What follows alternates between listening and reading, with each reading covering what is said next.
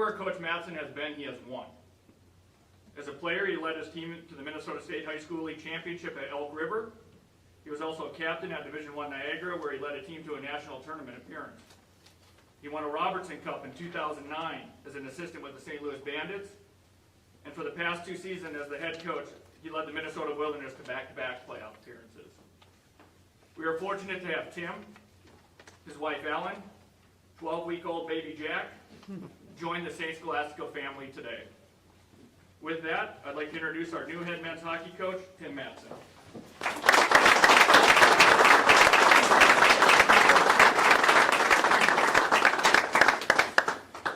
Moneyball Channel is proud to bring you today Tim Matson. Tim is the owner, president of Next Level Hockey. He's going to go into what Next Level Hockey is for us, touch on exactly what they do, and share a few stories with us about what's going on in his life. So welcome to the show, man. It's nice to have you. Nice to meet you. Thanks for having me, my man. I follow your stuff, and you're awesome. So I'm honored to be on here.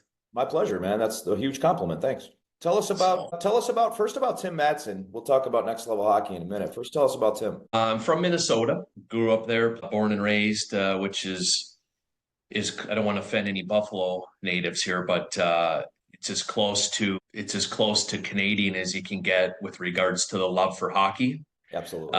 When you have 19,000 people watching a high school hockey game, that'll do it, right? They would probably do it if it was outside in the cold. Exactly. But grew up in a small little hockey town and went and played junior hockey in the USHL for a couple of years.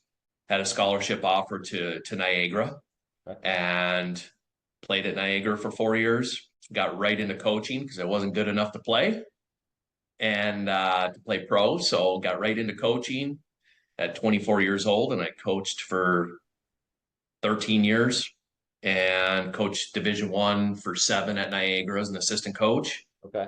Head coach at the D3 level for a couple of years. I was a head coach and general manager in the North American Hockey League, which is the top tier 2 league in the United States. Coached coach and GM in that league as well. We were in Minnesota for 4 years coaching. My wife's from here.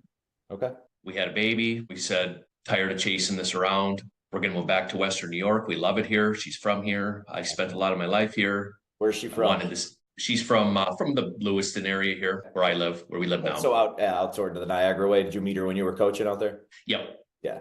Yep. So she was actually really good friends with our head coach's daughter, and I met her through. Yep. Okay, I do know him. Yeah, Berkey was played for Berkey, and he was my boss for 7 years. So he's dealt with me for 11 years of his life. God bless him. So I want to say it's a pretty unique niche. Tim had mentioned to me right before we started recording, he said, one thing, I don't do anything with pros. And my response was, well, I think they're different types of pros. And I believe that. I think you don't necessarily have to be, there's all these different associations, and anyone, they'll say pros is the National Hockey League. I consider, a pro hockey player someone who is playing at a high level. I guess, you can look at pros. Would you say, do you have to get paid to be a pro, right? Are you making a career out of it to be a pro, a teaching pro, maybe with tennis, something like that? So maybe you always need to get paid if you're going to call yourself a professional at anything. But there's so many levels now of all different sports. And I don't think they exist because people aren't I think people could say, okay, listen, if I'm not good enough, quote unquote, to get to the next level, okay, I'm going to create this or I'm going to play this. And I don't think that's always necessarily the case. I guess at what age or what stage of hockey do you kind of feel is the best to go in and start making an impact? Where do you want to come in, at what age or level to say, okay, listen, I think I can take you here, or this is where I might be useful to you? So the first thing that popped into my mind when you just said that was, maybe he's right. Maybe this, in a weird way, is working with pros no matter what, because hockey has become such a business. Mm-hmm. Junior hockey is a business. Quite frankly, it hurts me to say this, but youth hockey is a business. And there's so many options for people that so I'll get a kid. So we get kids anywhere from 16 to 20 years old. So I would get, say, a U16 player from the Junior Sabres or Nichols or St. Francis. This is really hard to navigate through. The game is so much different than it was 10, 20 years ago. And there's so many options. You're getting all the mass emails for tryout camps. come play for this team, this team, this team. So we pride ourselves. The two biggest numbers or statistics that I'm most proud of, is number one, we've saved families over $1.2 million since we've started. Now, the second one is we've had over 40 Division I committed kids that we've assisted or helped or guided, however you want to put it, in the last 22 months. That's unbelievable. I'm not sure which one of those is a bigger feat, really. I mean, I think the parents are all kind of quietly clapping about the monetary aspect of it, but that's not an easy thing to go D1 hockey, man. That's not an easy thing. Plus, when you're talking D1 hockey, I'm assuming you're talking about, schools who are focusing with hockey. You're not like, it's not their secondary. So, hey, he's D1 hockey at, I don't know, give me an example of a school that's just not a hockey school, somewhere over on the West Coast or at Arizona State or something. I don't think they have a huge hockey program, Right. So you're sending these kids in the direct D1. When you say D1 hockey, it's to, a Michigan, a Boston College, a Niagara, anything of that nature. So yeah, all over the place.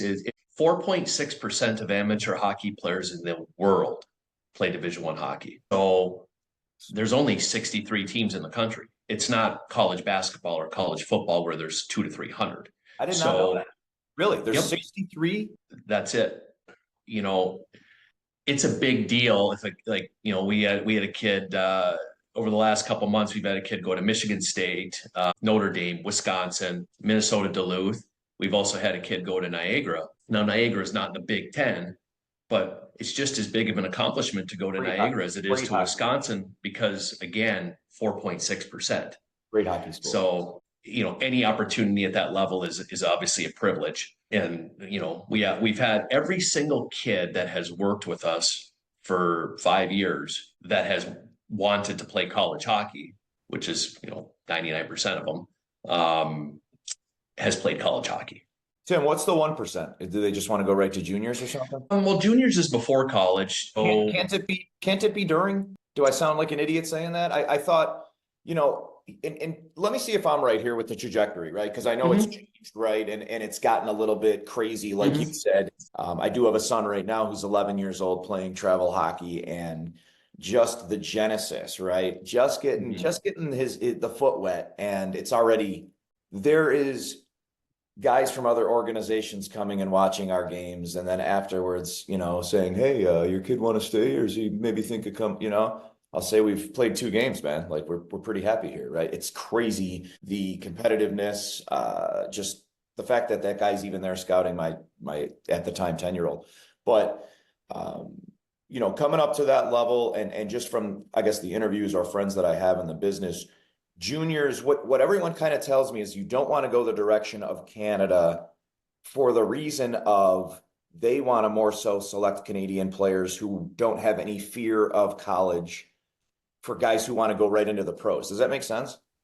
Yeah. So what they're getting to there is, so there's a league called the Canadian Hockey League. That's the OHL, obviously right up the road from us. The OHL, the Quebec Major Junior Hockey League, and the Western Hockey League in Western Canada. Those guys are considered pros. They get a weekly stipend, so on and so forth. They could sign an NHL contract and still play junior. Now, the kids that go to Michigan and Penn State and Niagara, those kids, they can't play in those leagues. If they play in those leagues, they lose their NCAA eligibility. So the leagues that I deal with and the kids that I work with, they're going to play junior hockey in the USHL, the North American League. They do go up, quite a few of them actually do go up to Canada, but they play junior A hockey, not major junior hockey, which is those 3 leagues I described. So again, it goes into my niche, which is I'll take it, the trajectory that you brought up a minute ago would be okay, I play for the Junior Sabres U16 or U18. I'm good enough to play junior. So now you play junior hockey for, however many years until your eligibility's usually wiped out, which is when you're 20. Then you go from there to college. So it goes youth hockey, junior hockey for, unless you're a 1%er like Owen Power, or, one of the big boys that go in as a true freshman. Right. So it's youth hockey, junior hockey, college hockey. And then from college, obviously determines if you go pro.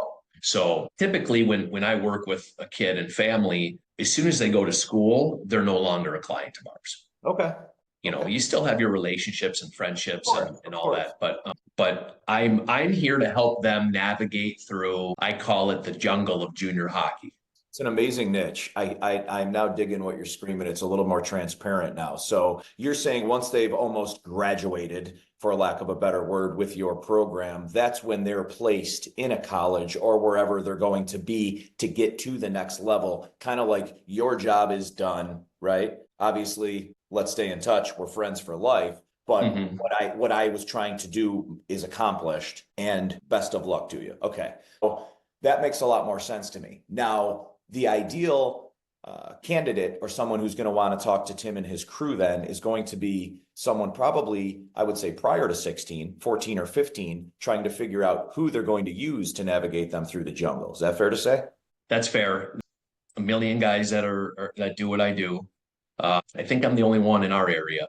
Like, there's a lot of people in this profession, and it's like anything. You have your good guys and your bad guys. No different than any other profession. But I've had a lot of success in Western New York. I try to be careful to not have too many Western New York players. We have players all over North America. I got a full-time guy in Minnesota, Michigan, Vancouver, that they work with players as well. Okay. So we're spread. Satellite setups, basically. So these guys, when you go to your site, and I'm looking at these other guys, these are your satellite all over the place. Okay, so that's interesting too. Home base being here, but not limited to at all. Now you say you want to be careful with when you just don't want to flood too many Western New York. Will that be a negative? Would that be a red alert of something? Like why do you, I guess, elaborate a little bit on why You run into, I think, if I'll rephrase that, when they're a little bit younger, I want to be a little more careful with it because you could run into a few more conflicts. Versus when they're, say, a kid's at U16, 16, 17, 18, and you're really getting close to junior hockey. There's a million junior hockey programs out there and so many opportunities. So now it's not as big of a conflict if I have three left shot D from Buffalo that I work with. There's going to be a spot for each one of those guys.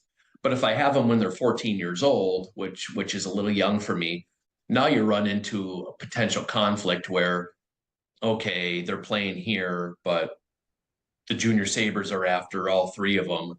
And you're trying to give them advice on what to do. And it's like, well, these two are better than this guy. So, but how do I tell this guy that he shouldn't go? Like it could get a little messy, but so that's why I don't go too young. But 16 to 20 is a perfect time to get the help because I'm going to save you a bunch of dough, and you're going to be flooded with phone calls and people. You don't know who the heck they are. They're selling you the world, and I help people navigate through all that stuff.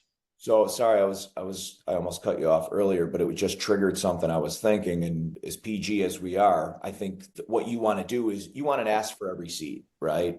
You don't want no man left behind, I guess, which is a very telling sign as to your humility, because you're truly, I think that's what separates you as well. A few things that you're saying are resonating with me, man, and I like it, and I can tell I like your personality. It doesn't seem like you're someone who's just in this for the money, although obviously this is a business. You don't seem like, the no man left behind or ask for every seat thing that I'm saying is if you flood the area with too many, like you said, lefty defensemen, whatever, you want to make sure everyone's getting placed in that you're able to help everyone, right? You obviously see different levels of players. You know somebody's a little bit better than somebody else, but you care about the guy who's maybe in third place, right? And I respect that, man. You want to make sure you're doing your job that you were hired for everybody. So that's cool. And I get that right away. And I hope that parents or whomever it is that you're meeting with, when they meet you, get that right away, because you do let off an energy and a vibe that you care, so hopefully. Now, if somebody calls you and sits down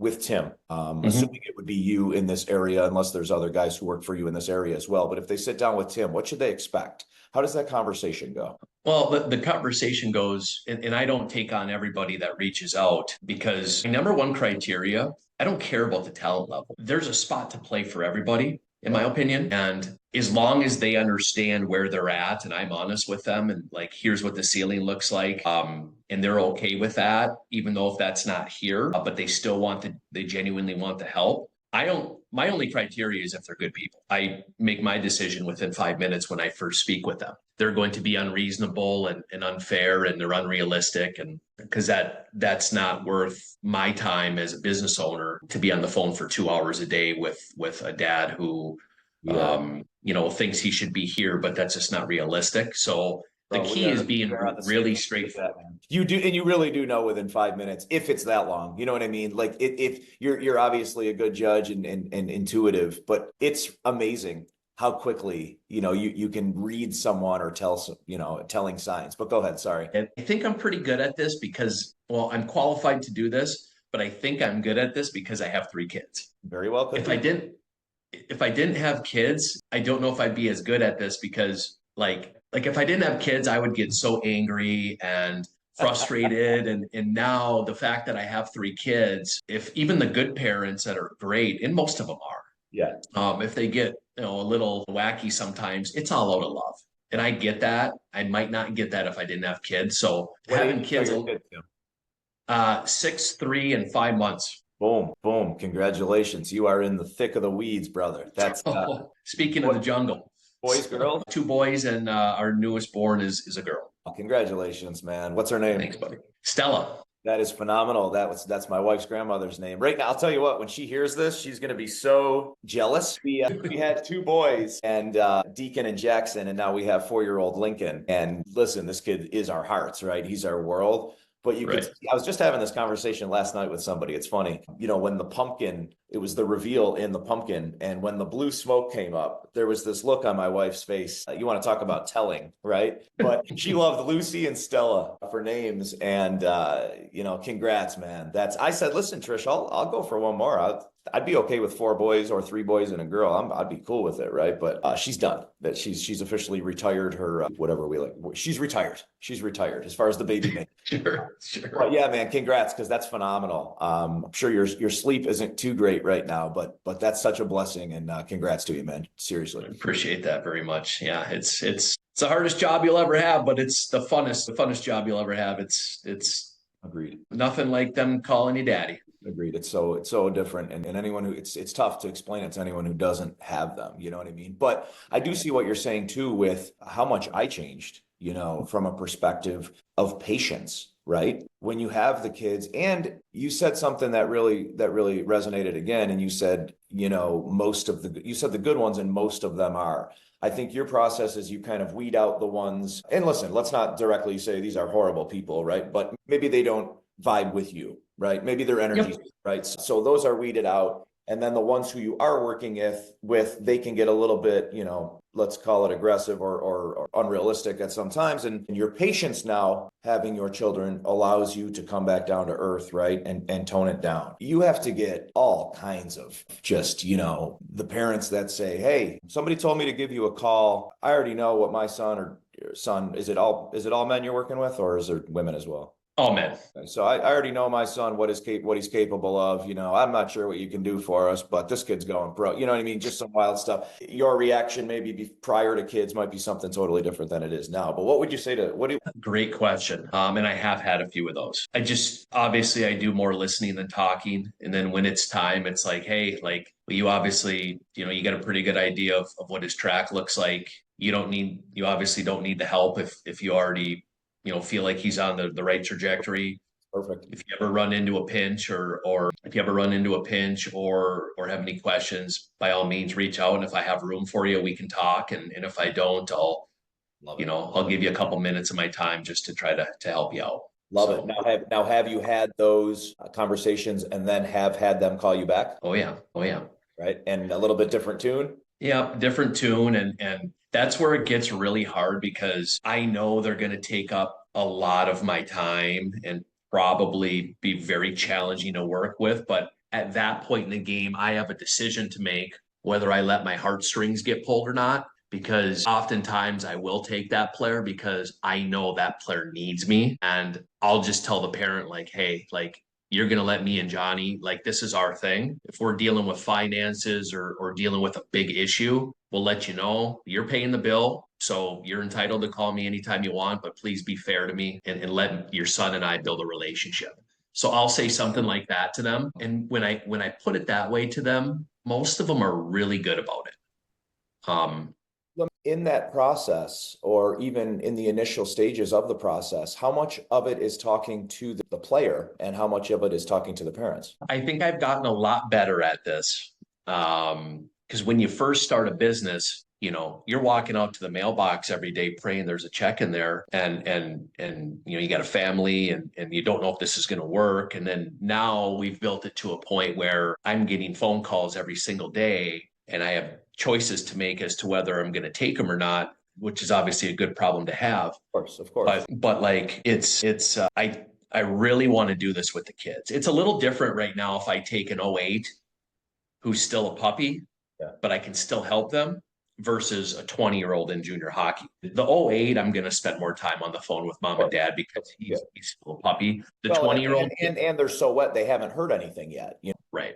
And it's just as important for me to educate, quite frankly, when they're that young and I take them, if they're 16, it's more important that I educate the parents than the kids, because everything that goes through the parents, their mouths goes into the kids' mouth.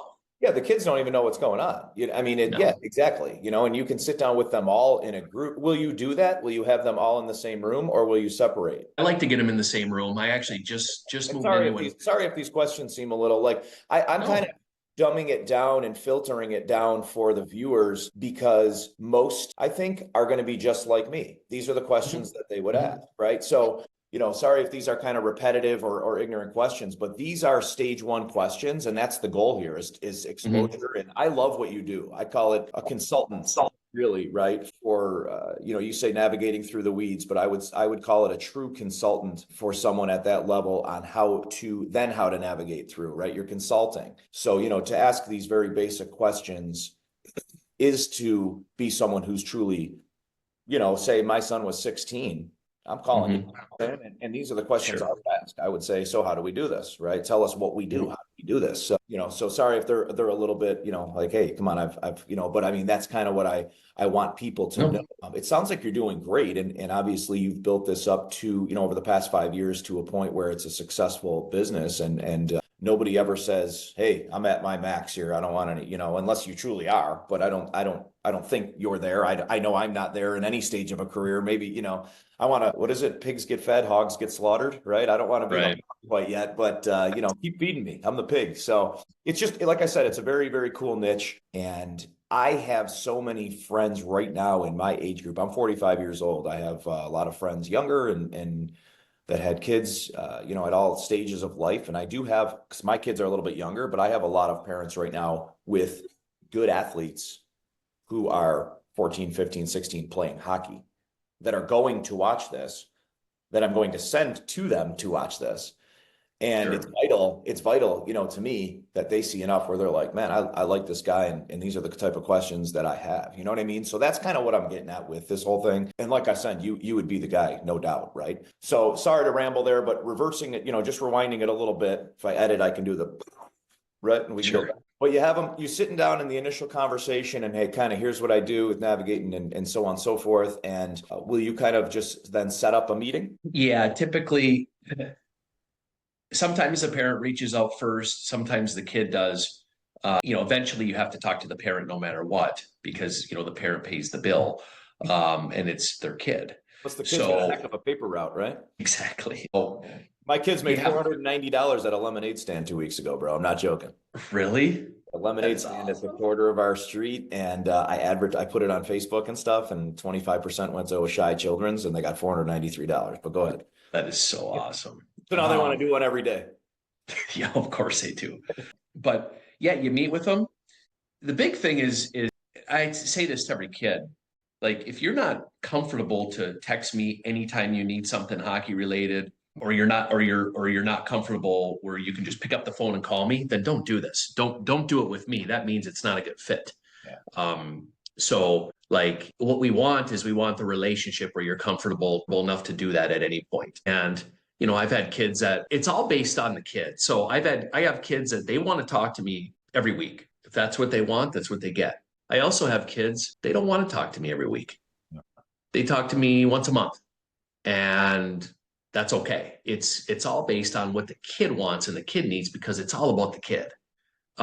We just see if we hit it off basically. And if, I do 12-month agreements, which allows accountability on both sides. So now the family is able to hold me accountable that I'm doing everything that I say I'm going to do. I'm able to hold the family accountable in case I misjudged and they're driving me crazy. Right. Well, now at the end of a year, we can be like, hey, Tim, you're a great guy, but this isn't a good fit. Or I can be like, hey, guys, you're great people. This isn't a good fit. I mean, we have a 95% renewal rate. Most people do renew, and we have great relationships. You get invited to graduation parties. You grab beers with the parents when they're up at Lewiston here.